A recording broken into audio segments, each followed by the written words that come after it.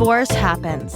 In fact, it happens to almost 50% of first marriages. So let's talk about it. Welcome to Divorce Happens, a podcast to educate, inspire, support, and yes, make you laugh through divorce and beyond so that you can start fresh on the next phase of your journey. Remember, divorce happens, and then we start fresh. You get divorced. You get divorced. Getting divorced? I'm getting a divorce. You're getting a divorce. Because she's getting a divorce. So what if I get divorced?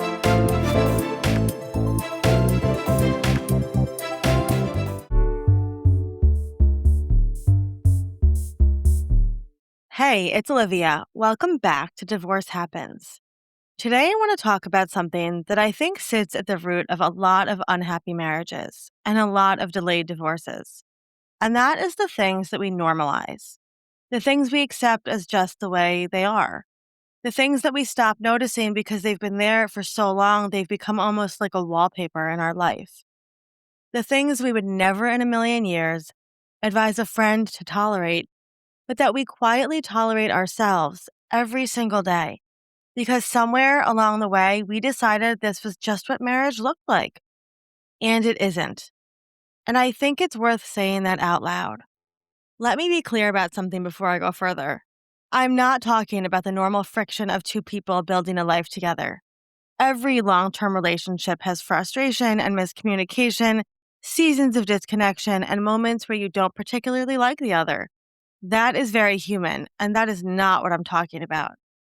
I'm talking about patterns, the ones that are so consistent and so embedded that they've stopped registering as problems. The ones that you've explained away so many times that your own brain has started to believe the explanations.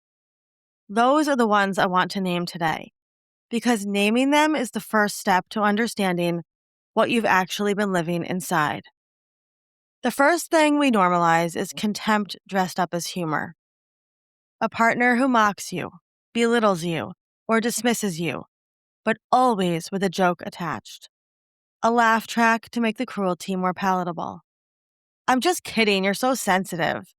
That's just how he talks. She doesn't mean it like that. Research on relationships actually shows that contempt, eye-rolling, mockery, condensation, is one of the single strongest predictors of a relationship breakdown. Not conflict, contempt. Because contempt says, I don't respect you as a person. And when that becomes the background noise of a marriage, it does profound damage over time, even when it's quiet damage, even when it never escalates into anything louder. The second thing we normalize is the invisible mental load carried by one person. The endless, exhausting cognitive labor of running a household, remembering every appointment, every permission slip, every birthday, every grocery list, every emotional temperature check for every member of the family, falling almost entirely to one partner. And the other partner either not noticing or noticing and not caring enough to change. This is not a minor inconvenience. Over years, it is a form of depletion. It communicates clearly and consistently that one person's time and mental energy matters more than the other's. And the person carrying the load often normalizes it so completely that they stop even seeing it as a problem.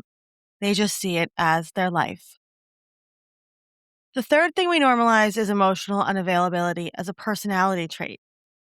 That's just how he is. Oh, she's not a feelings person. He doesn't really do conversations like that. We learn to stop bringing things to our partners because we already know what we'll get. A shutdown, a deflection, a subject change, a joke, a wall. And instead of naming that as a problem in the relationship, we adapt around it. We process our feelings alone. We stop reaching. We find other outlets. And over time, the emotional intimacy drains out of the marriage so slowly that we barely notice it's going, until one day we realize we haven't felt truly known by our partner in years. The fourth thing we normalize is being made to feel like a problem. This one is particularly insidious. When you raise a concern and somehow by the end of the conversation, you're the one apologizing. When your feelings are regularly described as too much, too sensitive, too dramatic. When the narrative of the relationship, the one you've both quietly agreed to, is that you are the difficult one, the needy one, the one who makes everything harder. That narrative is not neutral, my love. It is a slow and effective way of making you doubt your own perceptions, your own needs, and your own right to ask for more. And it works really well, actually. It works so well that a lot of people carry it straight out of the marriage and into the next chapter of their lives, still believing it's true. And the fifth thing, and maybe the most quietly devastating, is the normalization of loneliness inside of a marriage. Feeling completely alone while technically not being alone.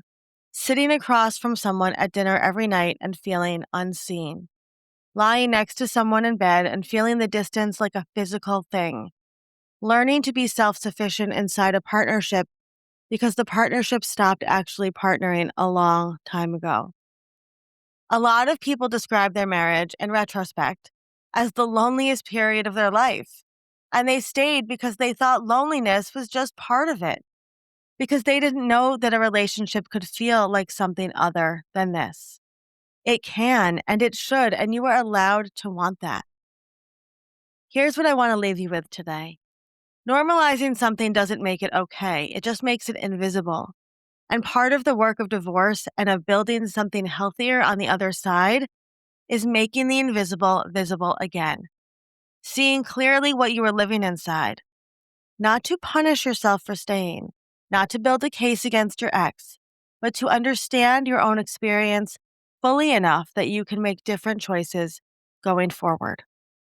You deserve better inside that marriage, my love, and you deserve better now. Okay, that's it from me today. Just remember, you are so much further along than you think, and I'll see you next time.